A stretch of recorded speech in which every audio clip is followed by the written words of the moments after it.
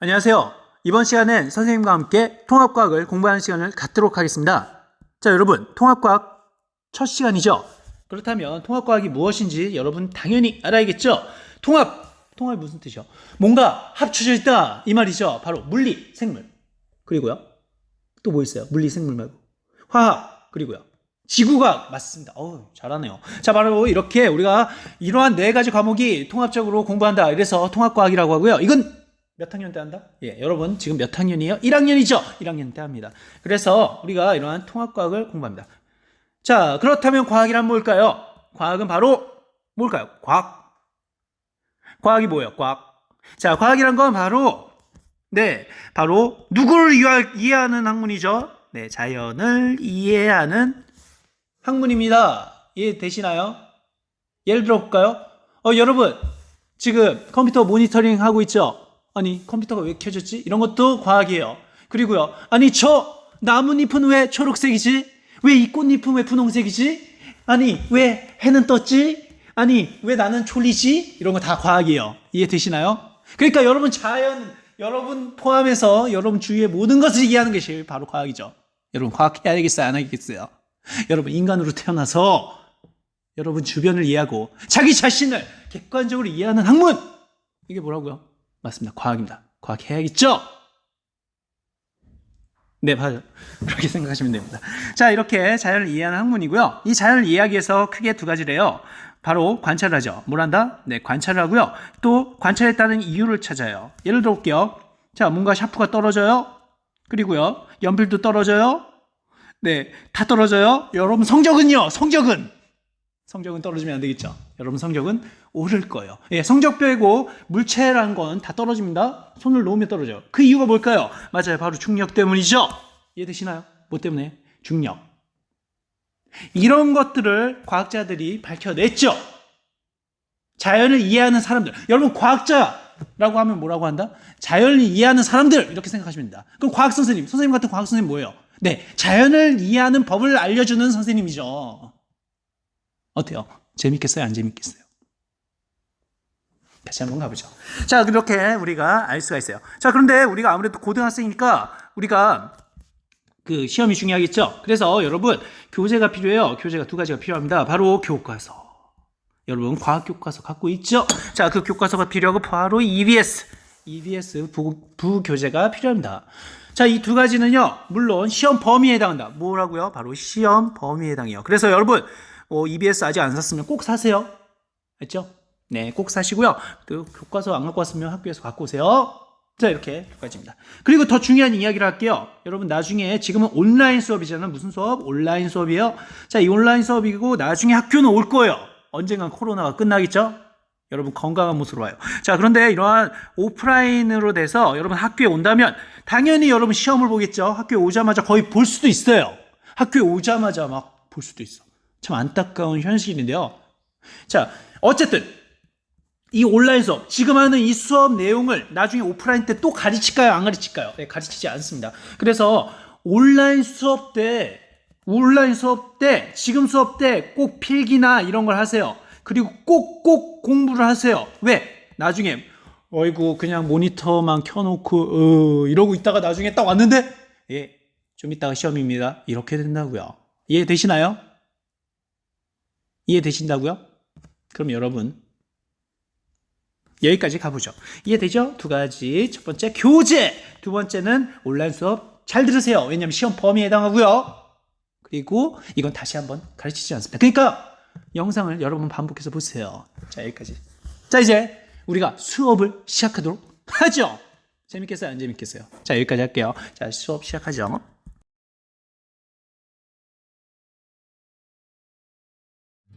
안녕하세요. 이번 시간에 저와 함께 우주론에 대해서 공부하는 시간을 갖도록 하겠습니다. 이 우주론은 물질의 기원과 아주 밀접한 관련이 있습니다. 우선 우주론의 역사에 대해서 같이 한번 알아보고요. 물질의 기원과 어떤 관련이 있는지 같이 알아보는 시간을 갖도록 하겠습니다. 우주론이니까 아무래도 우주에 대한 이론이겠죠. 즉, 우주에 대한 자신의 견해입니다. 나는 우주가 변하지 않는다고 생각해. 아니야, 나는 우주가 변한다고 생각해. 크기가 변했을 거야. 이렇게 말하는 게 바로 우주론이죠. 그렇다면 그러한 주장 중에 누가 더 맞았을까요? 그리고 그 증거는 어디서부터 왔을까요? 이러한 것들을 다루는 것이 바로 우주론입니다. 이러한 우주론의 첫 번째 대논쟁이 있었습니다. 바로 우주의 크기에 관한 논쟁이었습니다.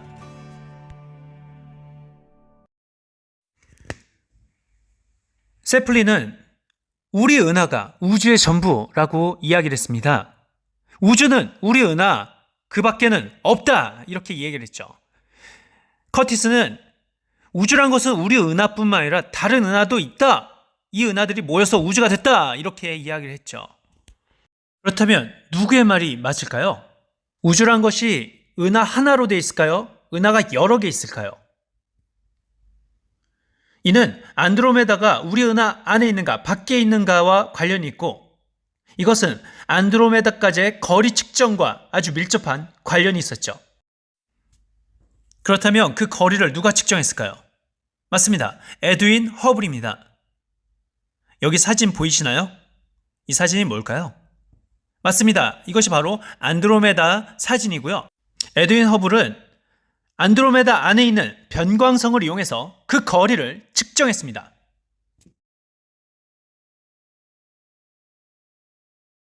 변광성과 은하는 무슨 관계가 있을까요? 자, 여기 반짝거리는 변광성이 있습니다. 빛이 변하는 별이기 때문에 변광성이라고 합니다. 그래서 변광성의 주기를 통해서 변광성까지의 거리를 측정하고 이 거리란 그 변광성을 포함하는 은하의 거리도 되는 것이죠.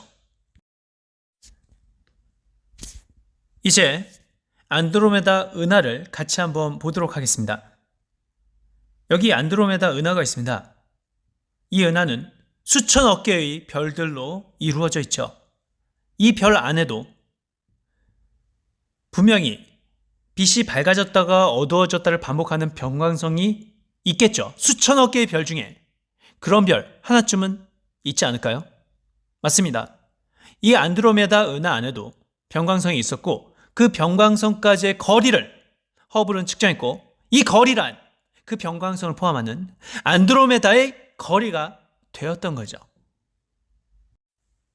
이것이 실제로 그 당시 허블이 찍었던 안드로메다 사진입니다. 여기 보이시는 건 허블의 글씨체고요. 1923년 October이라고 되어 있죠. 자, 그런데 여기서 VAR 보이시나요, 글씨? 안 보이신다고요? 자, 보이실 겁니다. VAR 이게 뭘까요? Variable Stars 맞습니다. 변광성입니다. 특히 세페이드 변광성이라고 하죠. 허블은 이 변광성의 거리를 측정했습니다. 그리고 이 거리는 곧 이 변광성을 포함하고 있는 안드로메다의 거리가 되었던 거죠. 이게 왜 중요하죠? 맞습니다. 이렇게 측정한 안드로메다의 거리가 우리가 생각하는 우리 은하의 거리보다 훨씬 더 멀었던 거죠. 즉, 안드로메다는 우리 은하 밖에 있는 또 다른 은하였던 것입니다. 결국 안드로메다는 우리 은하 밖에 있고요. 이는 우주란 것은 우리 은하뿐만 아니라 다른 은하들이 모여서 형성이 된 것이다. 이렇게 알 수 있었던 거죠. 네, 커티스가 옳았습니다. 이제 두 번째 대논쟁을 같이 한번 알아보도록 하겠습니다. 대논쟁 두 번째, 바로 우주는 정지해 있는가 아니면 팽창하고 있는가에 관한 논쟁이었습니다. 자, 이 논쟁은 바로 아인슈타인과 프리드만, 르메트르와의 논쟁이었습니다. 여러분 혹시 아인슈타인이라고 아시나요? 네, 아인슈타인은 굉장히 유명한 과학자입니다. 아인슈타인은 바로 정적 우주론을 이야기를 했죠. 정적, 무슨 말일까요? 네, 뭔가 정지해 있다 이런 말입니다. 실제로 아인슈타인은 우주는 예전에도 그랬고 지금도 그렇고 앞으로도 변함이 없을 것이다 이렇게 이야기를 했죠. 즉 우주의 크기가 변하지 않는다는 거예요. 이것을 우리는 정적 우주론이라고 합니다. 자, 이에 반해서 프리드만과 르메트르는 각각 동적 우주론과 팽창 우주론을 이야기했죠. 프리드만은 동적 우주론을 이야기했어요. 동적, 무슨 말일까요? 동, 움직일 동. 네, 뭔가 변화가 있다 이 말이에요. 즉, 우주란 것은 변화가 있다. 이것이 팽창할 수도 있고 또는 수축할 수도 있고 이렇게 할 수 있다. 이렇게 이야기를 했죠. 자, 특히 르메트르는 프리드만의 이런 동적 우주론을 발전시켜서요.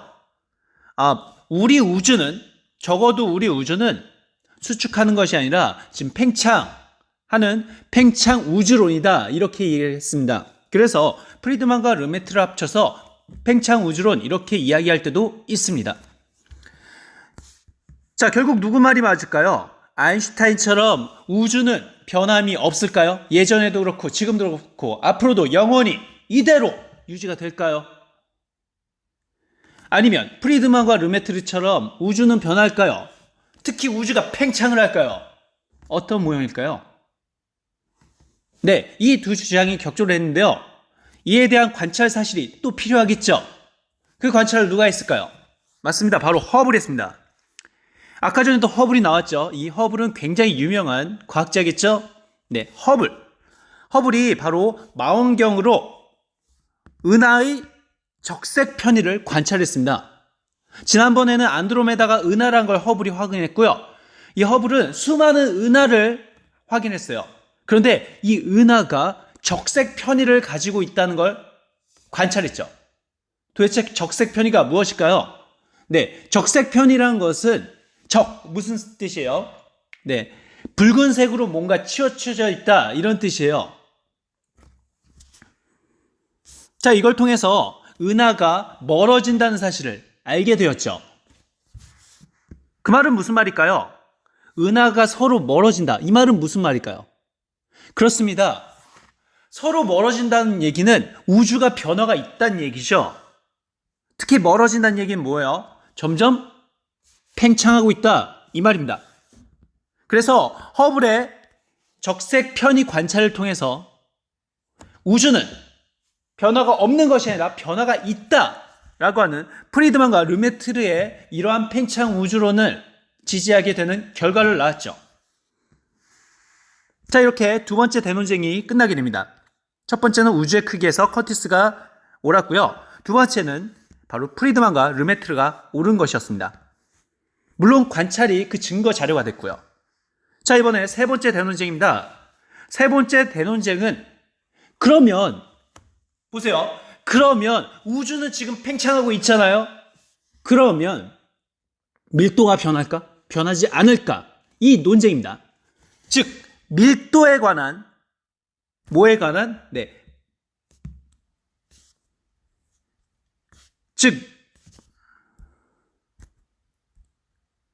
즉 밀도에 관한 논쟁이었습니다. 밀도가 변하는가, 변하지 않는가에 관한 논쟁이었습니다.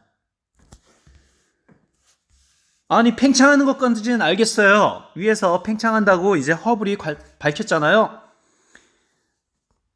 위에서 허블이 밝혔잖아요. 그런데 팽창을 어떻게 할까요? 어떤 식으로 팽창할까요? 밀도가 변할까요? 변하지 않을까요? 자, 여기서 두 과학자가 또 논쟁을 펼치게 됩니다. 자, 첫 번째는 바로 호일입니다. 그리고 두 번째는 가모프입니다. 자, 도대체 호일의 정상 우주론이 무엇일까요? 호일의 정상 우주론은 바로 이것입니다.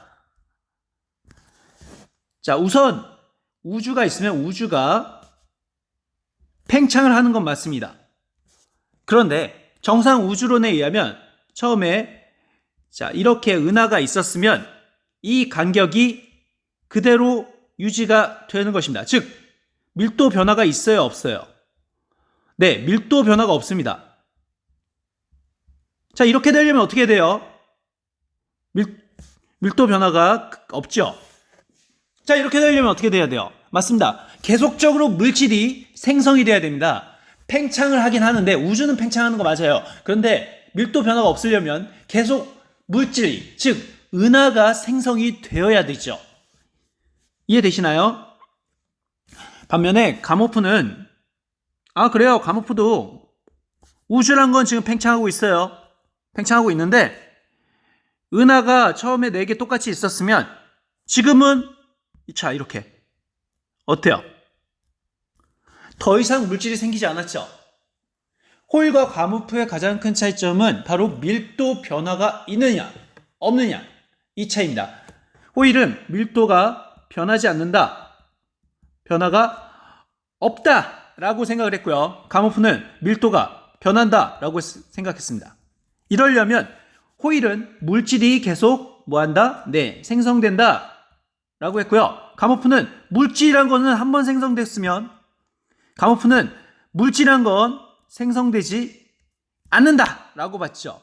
그리고 공간만 팽창하기 때문에 밀도가 점점 어떻게 된다? 작아지고 있구나 이렇게 얘기를 했어요. 누구 말이 맞을까요? 그리고 그에 대한 증거는 무엇일까요? 네, 가모프의 빅뱅 우주론이 실제로 맞았습니다. 가모프 또는 가모라고도 하는데요.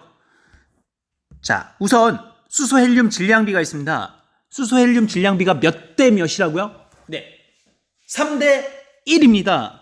바로 수소 헬륨 질량비가 몇 대 몇? 3대 1. 자, 이거는 가장 가벼운 원소가 수소고요. 그 다음에 가벼운 원소가 바로 헬륨이에요. 이 질량비가 3대 1이래요. 이 관측 결과를 통해서 빅뱅 우주론이 맞다는 걸 증명했죠. 자, 두 번째는 펜지어스 윌슨, 즉 펜지어스라는 사람과 윌슨이라는 사람이 발견한 우주 배경 복사입니다. 무슨 배경 복사요? 우주 배경 복사. 무슨 뜻일까요? 네, 나중에 한 번 더 살펴보겠지만 여기서 복사라고 하는 건 뭐라고 하는 건? 복사라고 하는 건 바로 빛이에요. 복사 에너지 들어봤어요? 네, 빛을 말하는데요.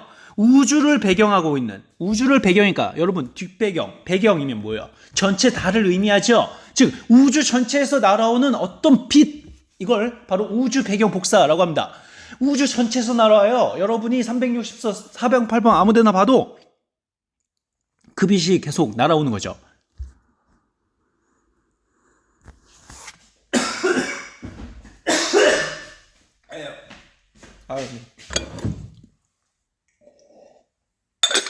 아이고. 자, 이걸 우주 배경 복사라고 합니다. 펜지어스와 윌슨은 실제로 자, 이것을 우주 배경 복사라고 합니다. 펜지어스와 윌슨은 이러한 우주 배경 복사를 발견했고요. 이것이 바로 가모프의 빅뱅 우주론의 증거 자료가 됐죠.